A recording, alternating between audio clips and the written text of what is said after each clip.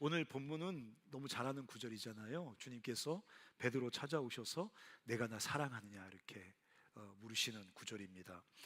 주님은 깨어진 베드로의 삶을 찾아오십니다. 오늘 베드로가 다 읽지 않았지만 베드로가 나 고기 잡으러 간다 이렇게 하면서 가버리잖아요. 근데 그 배와 그물을 버려두고 주님을 쫓았던 사람이거든요. 근데 다 아시겠지만 예수님 3번 부인하고 저주까지 하면서 부인하고 부활하신 예수님 만났음에도 불구하고 완전히 회복이 안 됐던 것 같아요. 그래서 디베랴 바닷가, 갈릴리 바닷가, 예수님 만나서 처음 부름받았던 그 바닷가에 버려두었던 배와 금을 다시 주섬주섬 챙겨 들고 나는 이제 고기 잡으러 간다. 이건 뭐냐면 그냥 고기 잡겠다 이게 아니라 하나님이 부르셔서 걷던 그 생명의 길, 주님과 함께 걷던 길 이제 포기하고, 이렇게 깨어진 사람이, 깨어진 존재가, 이렇게 망가지고 엉클어진 나 같은 사람이 주님의 사역자로, 주님의 종으로 이 길을 걸어간다는 거 불가능하다고 판단하고 그거 다 버리고 디베랴 바닷가로 간 깨어진 베드로의 삶이 나옵니다. 예수님이 너희가 다 나를 버린다 할 때 베드로가 호언장담했거든요.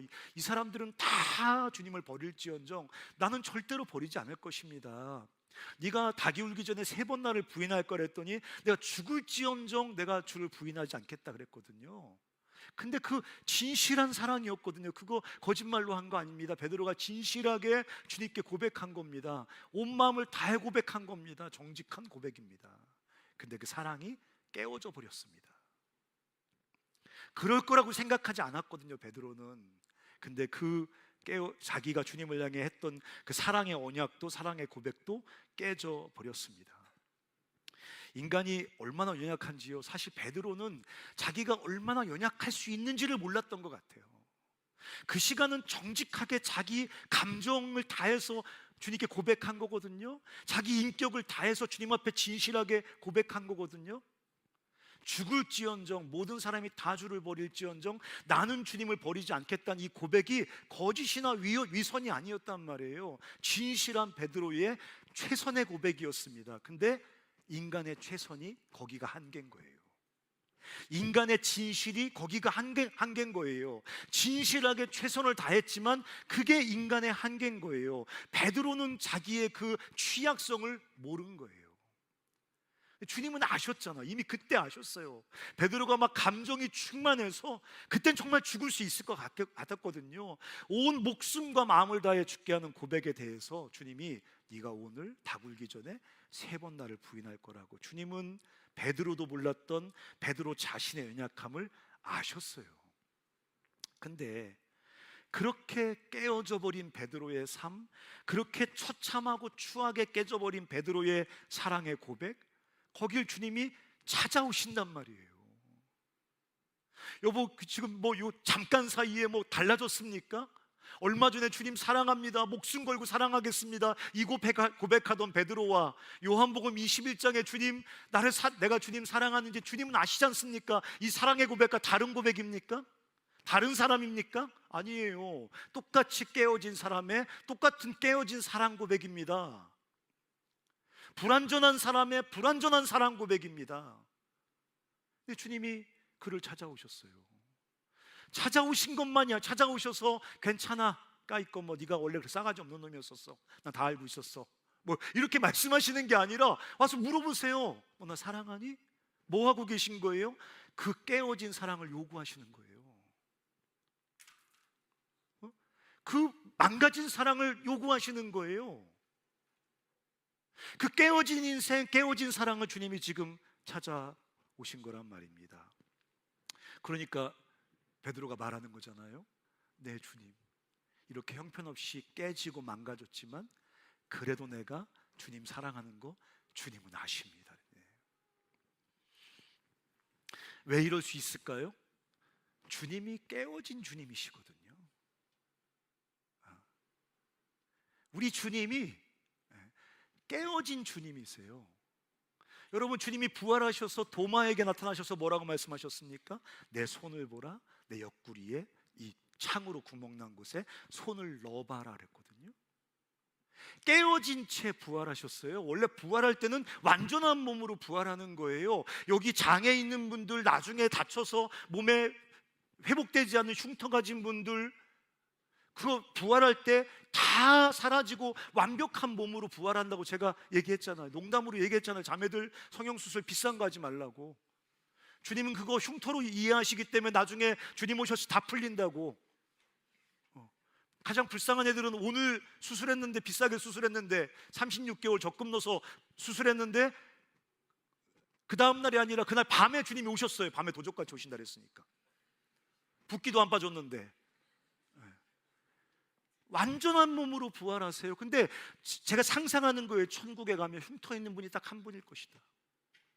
깨어진 자국이 있는 분이 딱 한 분일 것이다. 누구? 주님이실 거다. 그게 사랑의 흔적이고 우리 사랑에서 가지신 흉터기 때문에 그거 갖고 영원히 사시는 분은 주님밖에 없으신 거다. 그 삶에 깨어진 흔적을 가지신 깨어진 주님입니다. 예수님께서 마지막 돌아가실 때 뭐라고 말씀하셨습니까? 나의 하나님, 누구예요? 나의 아버지죠.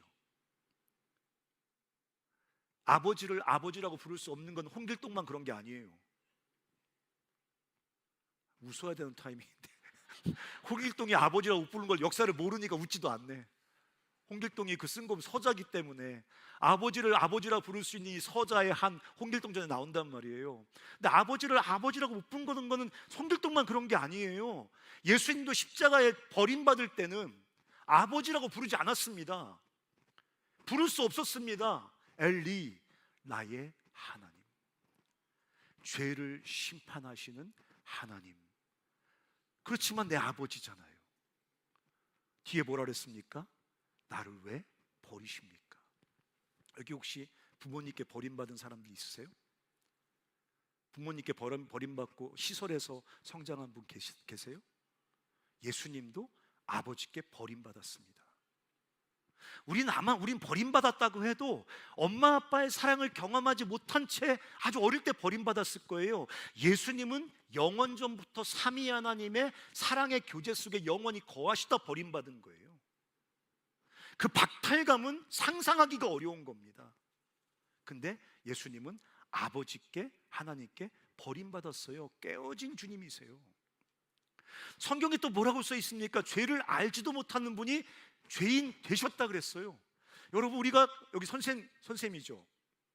제가 학교 다닐 때 너무 억울한 게 있었는데 내 친구놈이 떠들어서 선생님한테 걸렸는데 오셔가지고 막대기로 내 머리를 딱 때리시는 거예요. 옛날에 그래서 선생님들이 샤대기 막 때리고 그랬거든요. 네. 내 뭘 딱 때리는데 눈물이 확 나는 거. 아파서 눈물 나는 게 아니라 억울해서. 내가 떠든 거 아닌데.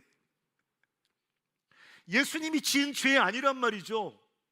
근데 왜 예수님이 죄인 되어 저주를 받아야 되죠? 성경에 저주를 받았다고 써 있거든요. 죄를 알지도 못하시는 그분이 죄인 된 우리를 구원하기 위해서 우리 대신 죄인 되어 하나님의 저주를 받으셨답니다. 깨어진 인생이죠. 깨어진 주님이세요. 이런 게 성경에 가득해요. 그분이 깨어진 주님이시기 때문에 깨어진 사람들의 그 연약한 깨어진 사랑과 연결되세요. 그래서 우리와 연결될 수 있어요. 그리고 그래서 우리와 사랑으로 하나가 될 수 있어요. 그래서 주님이 우리 손을 잡을 수 있어요. 그래서 깨어진 사람들의 깨어진 사랑 고백을 끌어안으실 수 있어요. 깨어진 주님이기 때문에 깨어진 사람들의 깨어진 사랑의 고백을 통해서 역사하세요. 그 주님이 지금 그거 요한복음 21장에서 그거 하고 있는 거예요. 그거.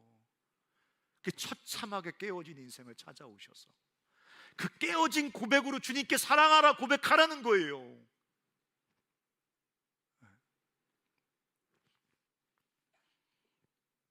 이 땅을 구원하시는 하나님의 역사는 깨어진 죄인과 주님이 함께 엮어가는 이야기입니다. 딴 게 아니에요. 슈퍼맨 예수 믿게 해서 사역하는 거 아니에요. 완전한 사람 불러서 사역하는 거 아니에요. 깨어진 주님과 깨어진 인생이 함께 만들어가는, 함께 엮어가는 이야기가 세상을 구원하시는 하나님의 구원의 이야기예요.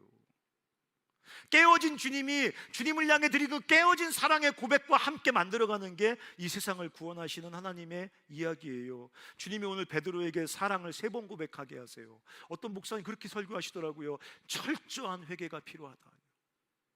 나는 요한복음 21장 한 10,000번은 읽은 것 같은데 아무리 읽고 그런 식으로 해석을 하려고 애를 써봐도 저에겐 도대체 그게 받아들여지지 않아요.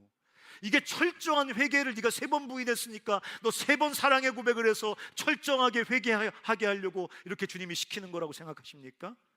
그렇지 않습니다. 베드로가 그 충격적인 그 주님을 부인하고 저주까지 했던 그 실패의 사건 때문에 그 철저하게 자기 삶이 깨어졌고 주님을 향한 자기 사랑이 깨어진 것 때문에 나는 아무것도 할 수 없다는 절망 속에 빠져버렸거든요, 베드로가 지금. 그래서 고기 잡으러 간대잖아요. 내가 이렇게 삶이 철저히 무너졌는데, 내 주님을 향한 사랑의 고백이 이렇게 철저히 깨어졌는데, 그때 그렇게 뜨겁고 최선을 다했던 고백이 이렇게 무참하게 깨어졌는데 하면서 자기에 대해서 절망하고 하나님과 함께 살아가야 될 참된 삶에서 벗어난 거잖아요.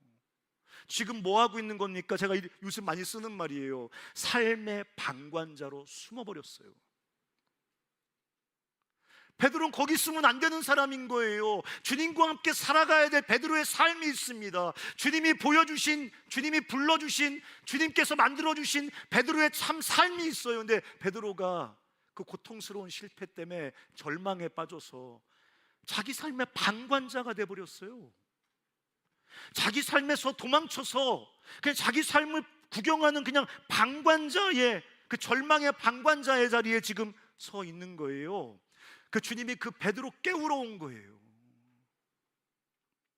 너 3번 부인했어, 3번 회개해, 이거 하러 온 거 아니에요. 3번 주님 앞에 사랑한다고 고백하면서 그 절망에서 일어나서 그 자기 삶을 그냥 이렇게 방관자처럼 쳐다보고 있는 그 절망의 방관자에서 그 삶을 깨워내기 위해서 주님이 지금 베드로에게 묻고 있는 거란 말입니다. 주님의 사랑과 은혜는 우리를 삶의 수동적인 방관자로 만들지 않아요. 저는 예수를 믿는다고 하면서 굉장히 수동적이 되고, 주님의 은혜와 사랑을 얘기하면서 굉장히 수동적이 되고, 마치 주님을 신뢰한다는 게 주께 삶을 맡기고 나는 방관자가 되는 거라고 생각하는 사람이 교회 안에 너무 많습니다. 그렇지만 주님의 은혜와 사랑은 우리를 수동적인 방관자로 만들지 않고 도리어 우리 삶의 든든한 사랑의 배경이 되어주시고 우리 삶의 디딤판이 되어주셔서 주님과 함께 삶의 이야기를 써가는 능동적, 참여적 인생을 만든단 말이에요. 그래서 이것저것 핑계대면서 자기 삶에서 한 발짝 물러나서 방관자로 있는 사람은 주님의 사랑을 알지 못하는 겁니다. 만난 적이 없는 겁니다. 여러분 어떠세요? 여러분은 자신의 삶의 방관자의 자리에 서 있지 않아요? 절망과 두려움으로, 정욕과 탐심으로 세상의 흐름에 그냥 자기 삶이 휩쓸려 가도록 그냥 삶을 구경하는 사람들이 있어요. 그냥 죄악과 정욕에 끌려다니면서 삶이 망가지도록 그냥 구경하는 사람이 있어요. 그냥 세상의 어떤 그 흐름에 내 삶이 휩쓸려서 두려움과 공포 속에 떠내려가도록 그냥 삶을 방관하는 사람이 있어요. 내가 뛰어든다고 무슨 의미가 있겠어? 내가 내 삶을 정면으로 끌어안고 몸부림친다고 나같이 깨어진 삶에 무슨 일이 일어날 수 있겠어? 한 걸음 물러나서 절망의 방관자의 자리에 서 있는 사람이 세상에 가득합니다. 어떤 사람은 그냥 자기 삶 옆에서 연약함과 환경과 불운을 탓하면서 난 연약해, 환경이 너무 무덤 같아, 조건이 너무 지옥 같아, 그거 핑계대고 불평하면서 삶의 방관자의 자리에 서 있어요. 저렇게 지독한 절망과 연약함과 무덤 같은 환경 속에 둘러싸여 있는 내 삶, 내가 뛰어들어가서 온몸으로 살아간다고 뭐가 달라지지? 베드로도 지금 그거 하고 있는 거예요. 철저하게 깨어진 자신의 삶, 철저하게 무너진 자신의 삶을 직면하는 게 고통스러우니까 옆으로 도망가서 있는 거예요. 그 삶 끌어안고 주님과 함께 다시 사는 것이 너무 두려우니까 한 걸음 비껴나가서 자기 삶을 구경하는 방관자로 사는 거예요. 제가 너무 기가 막힌 것은 뭐냐면 교회 안에 이런 자신의 삶의 방관자가 너무 많다는 거예요. 그리고 습관적으로 하는 주문이 있습니다. 주여 해주시옵소서. 제가 분명하게 말씀드릴게요. 절대 해주지 않습니다. 주여 주께서 다 하시옵소서. 내가 다시 한번 분명히 말씀드릴게요. 주께서 절대로 하지 않습니다. 주님이 가장 소중하게 여기는 것은 주님이 배경이 되어주셔서, 발판이 되어주셔서 여러분이 그 든든한 배경과 그 영원히 안전한 그 발판 위에 우뚝 서서 미숙하지만 주님과 함께 자기 삶을 온몸으로 끌어안으면서 주님과 함께 사랑의 이야기를 써가는 자기 인생의 주도자가 되는 게 주의 은혜지. 어서 못되게 배워먹은 그 주문에 주여 해주시옵소서. 주여 해주시옵소서. 제가 볼 때 천국 가서 주딩이 2000대 맞을 겁니다. 그거 한번 할 때마다 한 대씩 해가지고 주님이 내가 그렇게 너의 삶에 영원하고 절대적인 배경이 되어주시고, 내가 십자가를 지고 부활함으로 네 삶의 절대적인 발판이 되어서 네가 네 삶을 피하지만 않고 온몸으로 씨름하면서 정면으로 부대껴가면 네 삶 속에 얼마든지 하나님께서 구원과 생명의 이야기를 쓰실 수 있는데, 어서 배워먹은 개독교 주문 주여 하시옵소서 나는 못합니다, 주여 하시옵소서 나는 못합니다, 이 주문에 오다가 삶을 망가뜨린 거 주딩이 2000대 맞습니다. 주딩. 때려보세요. 아픈가? 이렇게 내가 때리는 건 안 아파. 주님이 때리면, 주님은 재생의 힘이 있으시기 때문에 때리고 다시 입술을 재생시키고 또 때리고, 그러니까 2000대 때리면 차라리 지옥이 날 수가 있습니다.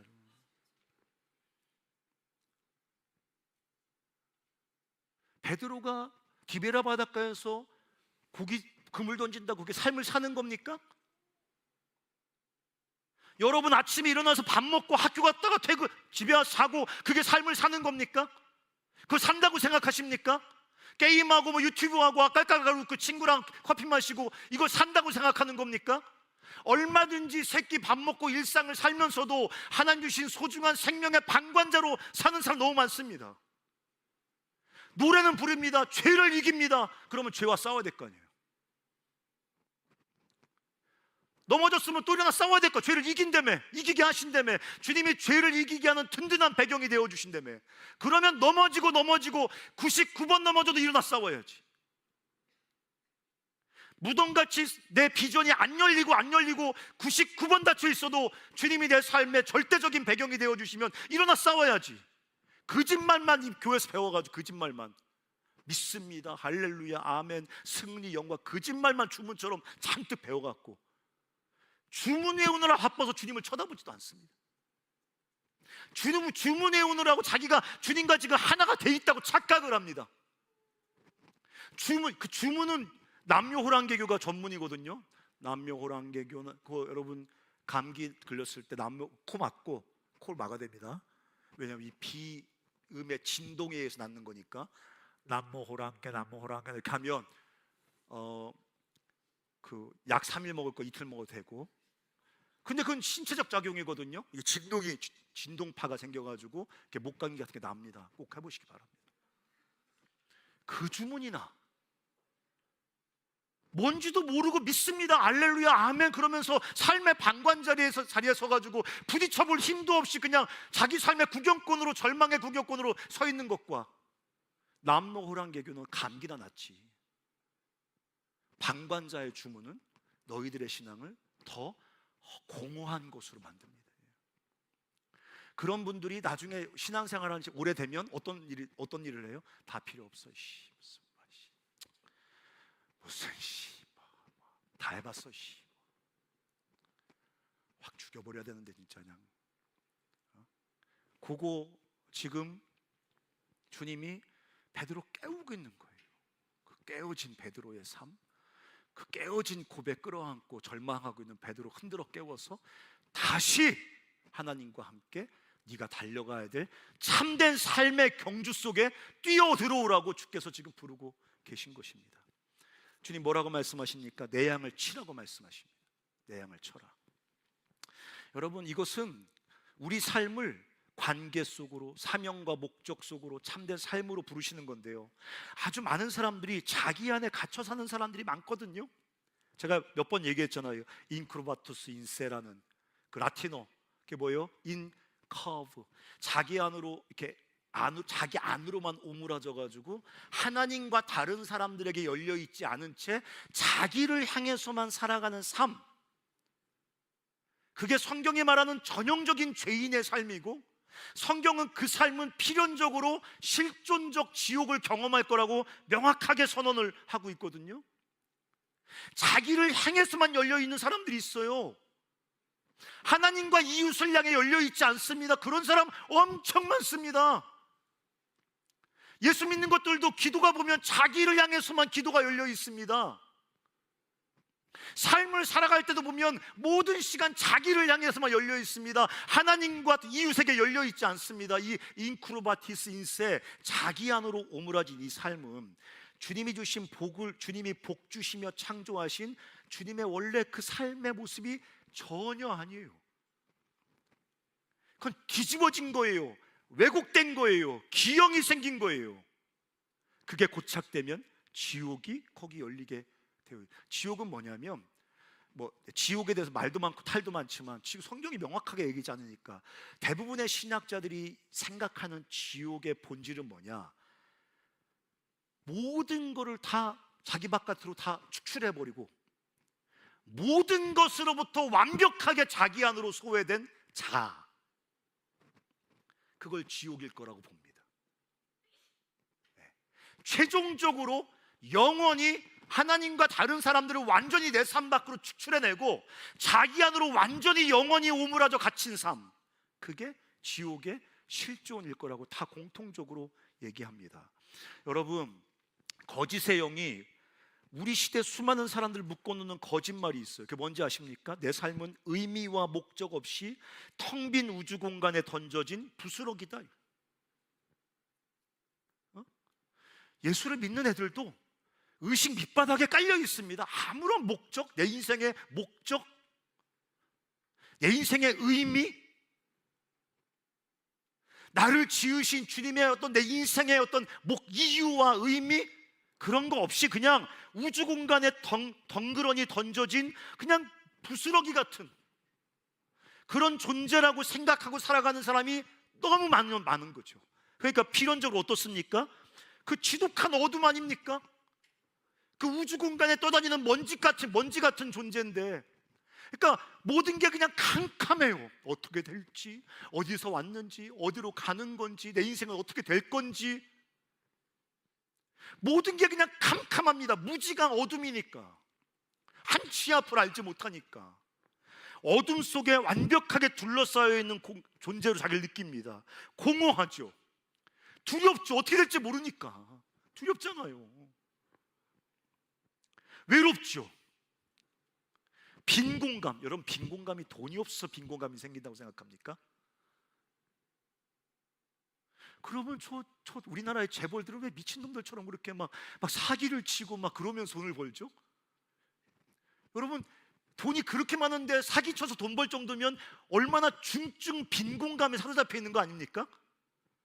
아니, 몇십 조씩 갖고 있는 애들이 왜 그걸 빈 공감이 있는 거죠? 빈 공감은 통장의 액수에 따라 결정되는 게 아니라 그냥 존재 의미와 목적 없이 우주 공간에 덩그러진 버려진 존재라는 자인식에서 오는 거예요.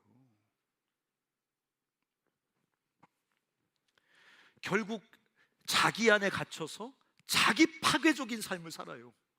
왜냐하면 주님과 사람에게서 단절되어 있기 때문에 자기 안에서 무슨 자원을 끌어다가 자기 삶을 행복하게 만들어야 되는데, 바닥까지 아무리 긁어봤자, 내 인격과 내 모든 긁어봤자 자기를 요만큼도 채워줄 수 없는 깡통 같은 존재거든요, 우리가. 그러니까 자기 파괴적이 돼요. 자기 학대적이 돼요. 그 뱃속에서부터 올라오는 실패감을 어떻게 할 수가 없어요. 기껏 한다는 짓이 뭡니까? 다른 사람 걸 착취하려고 합니다. 왜냐하면 절대 빈곤감을 느끼니까, 절대 결핍을 느끼니까, 절대 부족을 느끼니까 다른 사람의 삶을 착취하려고 합니다. 그냥 지옥을 사는 거예요. 지옥. 자기 안에 갇혀서. 근데 주님으로 뭐라고 말씀하십니까? 내 양을 쳐라, 내 양을 먹여라, 내 양을 쳐라. 뭐 하는 거예요 지금? 주님이 양들 속으로 불러내시는 거예요. 베드로를 양들과의 관계 속에 사는 존재로 불러내시는 거예요. 너는 홀로 너라는 자아라는 감옥 속에 갇혀서 지옥을 곱씹는 존재가 아니라, 양이 뭡니까? 우리 코전이가 양이겠죠. 우리 순원이 양이겠죠. 우리 캠퍼스에 있는 우리 학우들이 양이겠죠. 이 세상이, 우리가 변화시켜야 될 이 세상이 양이겠죠. 그 양들에게로 불러내는 거예요. 양과의 관계 속에 살라는 거예요. 양을 사랑하고 섬기는 양과의 관계 속에 살아야 된다는 거예요. 그게 우리 참된 삶인 거예요. 주님이 이렇게 진리를 선포하고 있음에도 불구하고 우리가 얼마나 돌대가리인지, 자기 속에, 자아 속에 갇혀서 모든 자원들을 깡그리 다 모아서 내 이 빈 깡통 같은 내 자아를 요만큼이라도 채워야 되겠다고 몸부림치는데, 평생 그렇게 자기 빈 깡통을 채워봤자 밑바닥에서 올라오는 더러운 빈 공간에서 1cm도 벗어나지 못하고, 기껏 한다는 듯이 내 거 말고 다른 사람 거 착취해서 내 삶을 채우는 미친 짓을 한단 말입니다. 근데 주님 뭐라고 말씀하시는 거예요? 그건 삶이 아니에요. 그건 사는 게 아니에요. 그냥 그건 무조건적인 발작 같은 거예요. 발작. 왜 추우면 이렇게 떨잖아요. 왜? 그런 거랑 똑같은 거예요. 그냥 지옥의 신경 발작 같은 거예요. 그건 사는 게 아닙니다. 사는 건 뭡니까? 주님 뭐라고 말씀하세요? 양을 치고 양을 섬기고 양을 먹이고 양들과의 관계 속에서 사랑과 섬김의 관계를 맺고 살아가는 것, 그게 삶이라는 거예요. 주님이 베드로에게 내 양을 치고 내 양을 먹이라고 사명과 목적을 주시잖아요. 하나님의 사명과 목적과 관계하며 사는 게 사는 거예요. 저 양반이 왜 신부이면 그치 이렇게 흥분을 해서 큰 소리로 떠들지?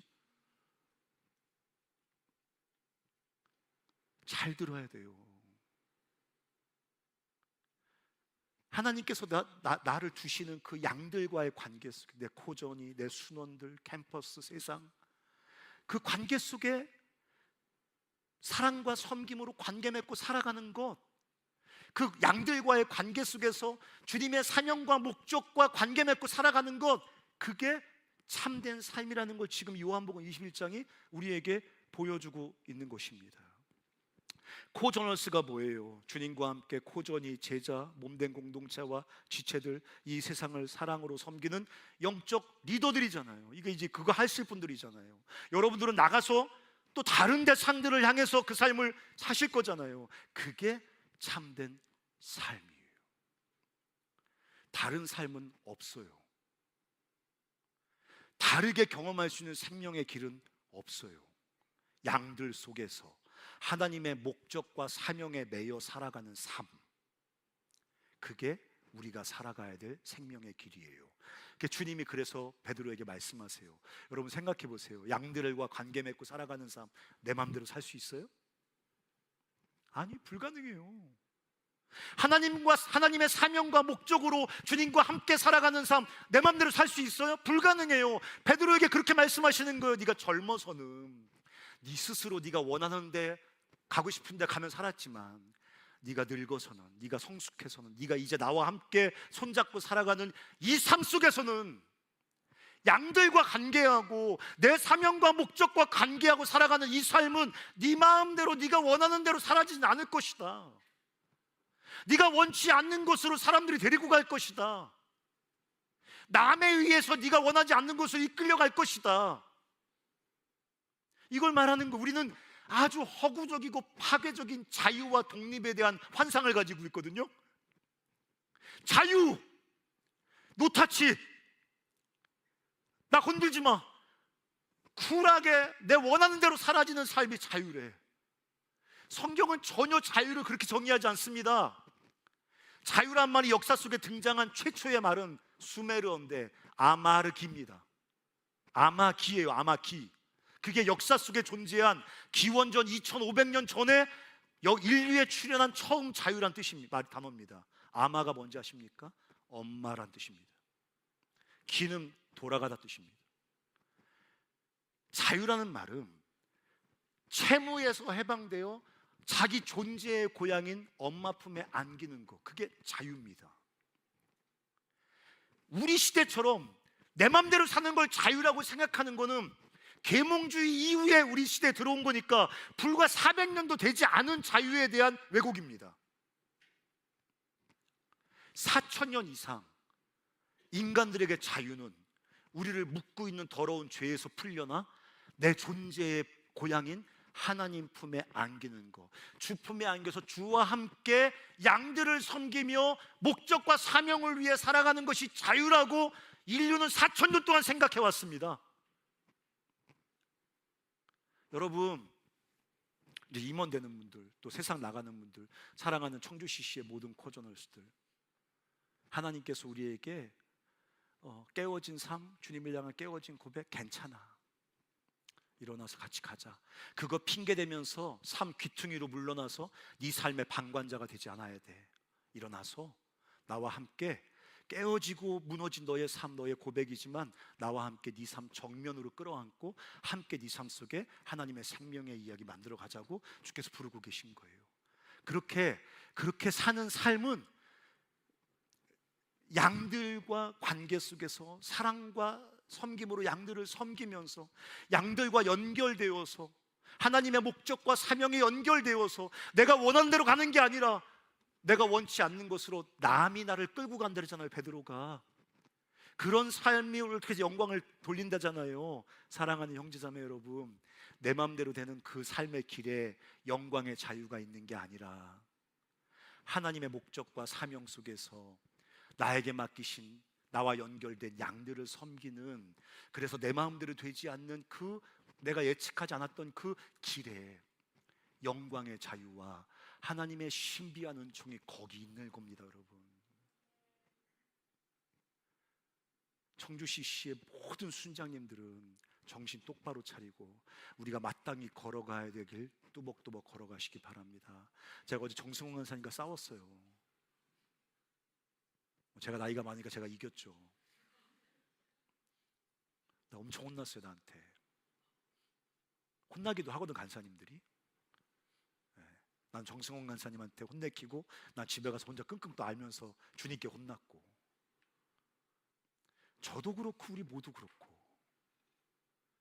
진짜 주님이 내 삶의 든든한 반석 같은 내 배경이 되어주신다는 것을 믿고 내 삶에 온몸으로 부딪혀야 되거든요.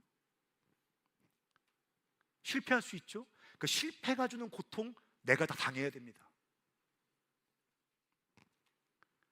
인생을 향해 달려가다가, 주님과 함께 달려가다가 꽉 부딪혀서 쓰러지면 그 쓰러지면서 오는 고통이 내 삶을 키우는 하나님 방법이기 때문에 내가 당해야 됩니다. 고통까지도. 주님 고통 대신 당해주세요, 그런 거 하러 오신 거 아닙니다. 주님은 그런 우리 삶에 하나님의 영광스러운 이야기 써주시러 온 거지, 내 삶을 온몸으로 끌어안고 치열하게 살아가는 건 오롯이 나만 해야 되고 나만 할 수 있는 일입니다. 59대 임원들 이번 1년 동안 그거 경험 많이 하시기 바랍니다. 내 원대로 되지 않을 거예요. 남이 내가 원치 않는 곳으로 데리고 갈 겁니다. 주님의 사명과 목적이 우리 삶을 끌고 다닐 겁니다. 근데 그 길에 영광의 자유가 있는 거예요. 우리 여기 1년 동안 수고한 여러분들, 세상에 나가면 베드로처럼 깨질 겁니다. 깨어진 삶, 깨어진 고백에 끝났어 하고 절망의 방관자로 자기 삶에서 비껴나지 말고 주님께서 우리의 든든한 뒷배가 되어주시기 때문에 그 깨어진 삶, 깨어진 고백으로 끝끝내 주님과 함께 생명의 길 피하지 않고 길 걸어가는 여러분들 다 되시기를 주의 이름으로 축원합니다. 한번 기도하겠습니다. 같이 한번 우리 합심해서 한번 기도할 때, 하나님, 깨어진 내 삶에 찾아오셔서 주님을 향해 드리는 이 깨어지고 무서진 우리의 사랑의 고백 받아주시고 나와 함께 가자고 우리 삶을 불러주시는 주님, 일어나 가겠습니다. 도망가지 않고 회피하지 않고 그 무너지고 부서진 내 삶 피하지 않고 양들을 섬기는 자리에서 하나님의 사명과 목적에 붙들려서 때로 내가 원치 않는 삶, 하나님과 남이 나를 끌고 다니는 삶, 믿음으로 뚜벅뚜벅 걸어가겠습니다. 우리 삶의 영광스럽고 아름다운 생명의 이야기 써 주시옵소서라고 우리 같이 한번 합심해서 한번 기도하겠습니다. 살아계신 하나님 아버지, 우리 청주에 있는 모든 58대 59대 임원들, 또 우리 사랑하는 코저널스들 순장들 다 축복하여 주시고, 하나님 아버지, 우리가 우리 삶의 깨어짐과 무너짐 때문에 도망가 숨어서 절망의 잠을 자며 삶의 방관자의 자리에 있지 않게 도와주시고, 날마다 주님과 함께 아버지 이 자리에 우뚝 서서 주님 말씀하시는 그 사명과 목적에 이끌려서 양들을 섬기는 삶 살아갈 수 있도록 아버지 인도하여 주시고 역사해 주시옵소서. 하나님 아버지 감사합니다. 예수님의 이름으로 기도합니다. 아멘.